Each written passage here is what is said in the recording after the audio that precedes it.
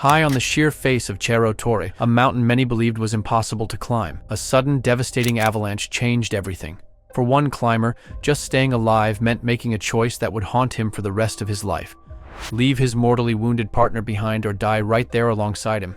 This isn't just a story about survival.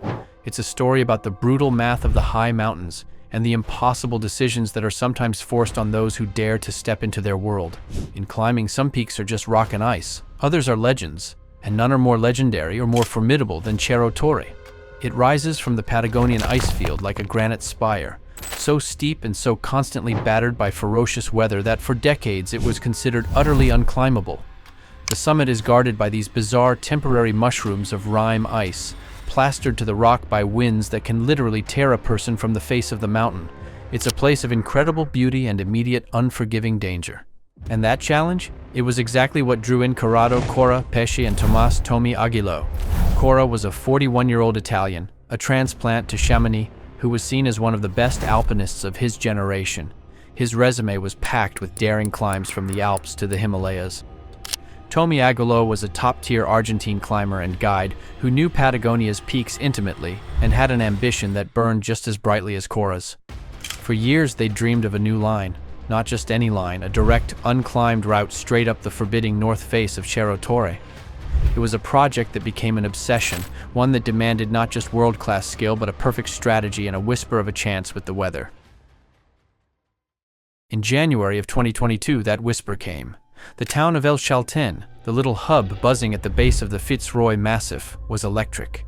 You could feel the energy as elite climbers laid their plans. Among them was another Italian team, Matteo della Bordella, David Bacci, and Matteo de Giacomo, who were also eyeing a new route on the same mountain. The stage was set. Pesce and Aguiló's plan was meticulous.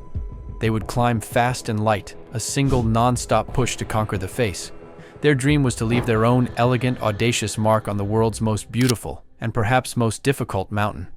On January 25th, they went for it. As Pesce and Aguiló started up their line on the north face, they could actually see the other Italian team moving up their own route, sometimes just 100 meters away. You could feel this sense of parallel ambition, two teams of friends sharing this huge vertical world. The climbing was just relentless, demanding every single ounce of their skill and experience.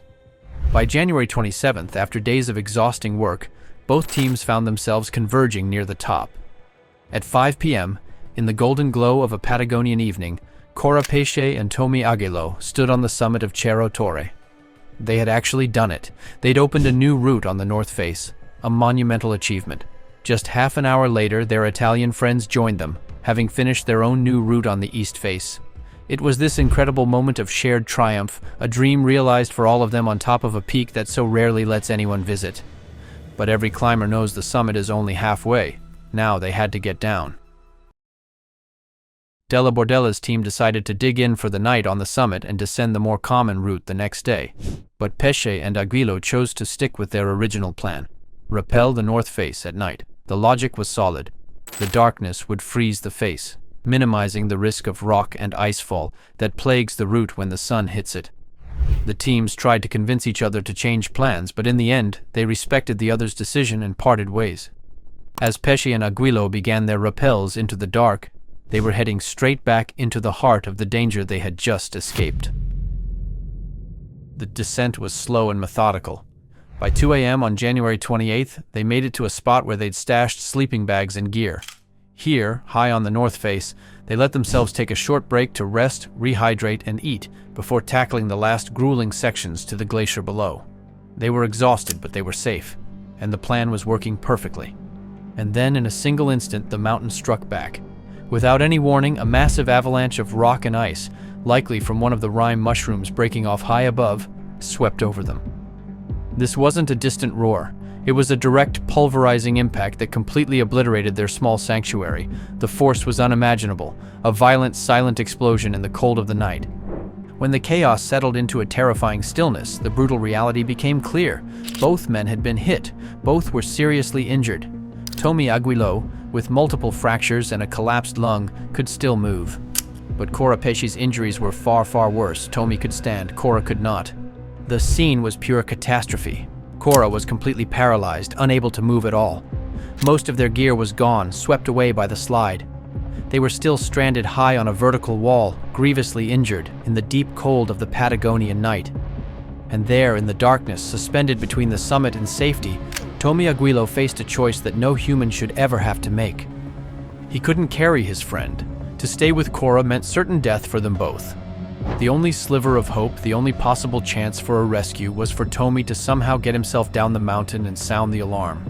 This wasn't abandonment. It was the horrifying, brutal math of survival in one of the most hostile places on Earth.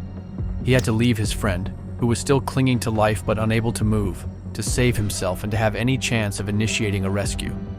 In a message he wrote later, Aguiló said, "I am sure neither of us regretted anything. We knew what we were going for and what we were facing." But you can only imagine the psychological torment of that decision, the agony of rappelling away from your friend, leaving him alone on that frozen wall. It was a choice between a shared death and a solitary, desperate fight for life. With an almost superhuman will, Tomy Aguiló started down the face alone. Fighting through his own agonizing injuries, he rappelled into the darkness, wrestling with his grief and pain. He eventually found their satellite messenger in the snow and managed to send a distress call, alerting the world to the tragedy unfolding on Cerro Torre. He kept going, battling total exhaustion, until he reached a snowfield about 300 meters above the glacier. He could go no further. That distress call triggered a massive response. A rescue operation, a true testament to the bonds of the climbing community, launched immediately. More than 35 climbers, including international legends like Thomas Huber and Roger Shelley, rushed to help. The other Italian team, who had just reached the glacier after their own descent, heard about the accident and, despite being exhausted after 30 non-stop hours of effort, immediately turned around to help save Aguiló. An elite team raced up the lower part of the face and reached the injured Tomy just before dark. He was weak, but he was lucid.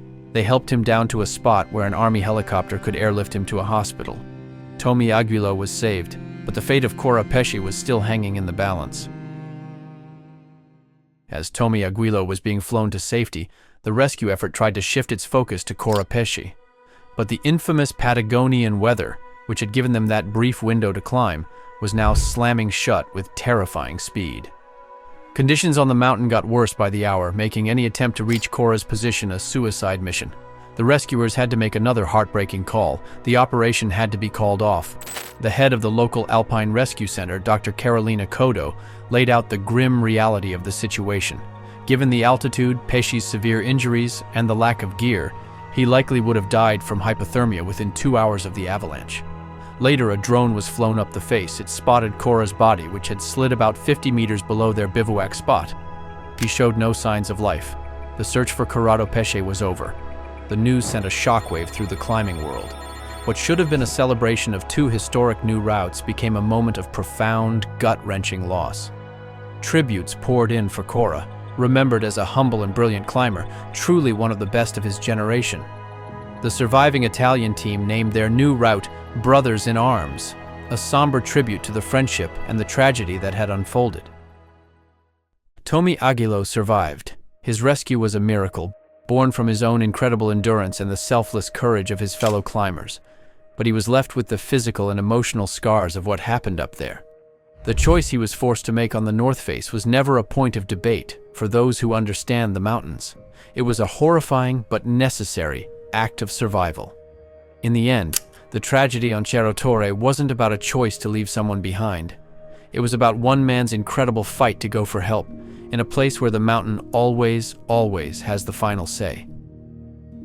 The story of what happened on Cerro Torre is a stark reminder of the risks that are just part of alpinism, but it's also a story of a community that drops everything to come together when tragedy strikes. If you find these stories of human endurance and the spirit of mountaineering compelling, consider subscribing to the channel and hitting that notification bell so you don't miss the next one.